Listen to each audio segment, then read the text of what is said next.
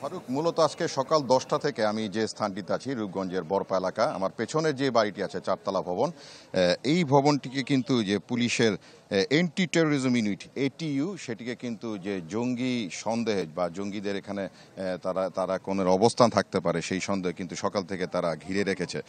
তো এখন থেকে কিন্তু যদি 2 বা 3 মিনিট আগে আপনাকে যদি আপডেট তথ্য জানাই তাহলে কিন্তু কিছুক্ষণ আগে এইসব পুলিশের সদস্য কিন্তু বাড়িতে তারা প্রবেশ করেছেন। হয়তোবা তারা বাড়িতে প্রবেশের পরে তারা জানাতে পারবেন যে আসলে কি অবস্থান বা কি হয়েছে। তবে যতটুকু এর আগে আমরা জানতে পেরেছি যে গতকাল কক্সবাজার থেকে যে একজন চিটাগাংয়ের কক্সবাজার থেকে একজন জঙ্গিকে তারা আসলে আটক করে এবং তার তথ্য দেওয়ার সূত্রেতেই মূলত আসলে এই বাড়িটিকে তারা তাদের ঘিরে রাখে এবং শুধু এই বাড়ি না, এই আশেপাশে যে অঞ্চল রয়েছে সেই সব পুরোটো অংশই কিন্তু আসলে স্থানীয় পুলিশ এবং এটিইউ এর সদস্যরা তারা কিন্তু আসলে ঘিরে রেখেছে। তো কিছুক্ষণ আগে তারা কিন্তু এই বাড়িতে প্রবেশ করেছেন এটিইউর ঊর্ধ্বতন কর্তৃপক্ষ এবং এটিইউর সদস্য যারা রয়েছেন তারা।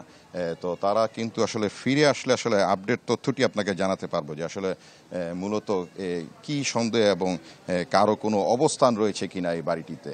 তো বলা যায় যে আসলে সর্বশেষ এখন পর্যন্ত এই তথ্য দেওয়ার মতো রয়েছে। ফারুক, সাদিক, আপনাকে অসংখ্য ধন্যবাদ। দর্শক, নারায়ণগঞ্জ থেকে জানাচ্ছিলেন সহকর্মী আহসান সাদিক। এবার যাচ্ছি পরবর্তী প্রসঙ্গে। নগদের কাছে সব গ্রাহকই প্রিয়, তাই তো সারা দেশে ক্যাশ আউট চার্জ সবচেয়ে কম।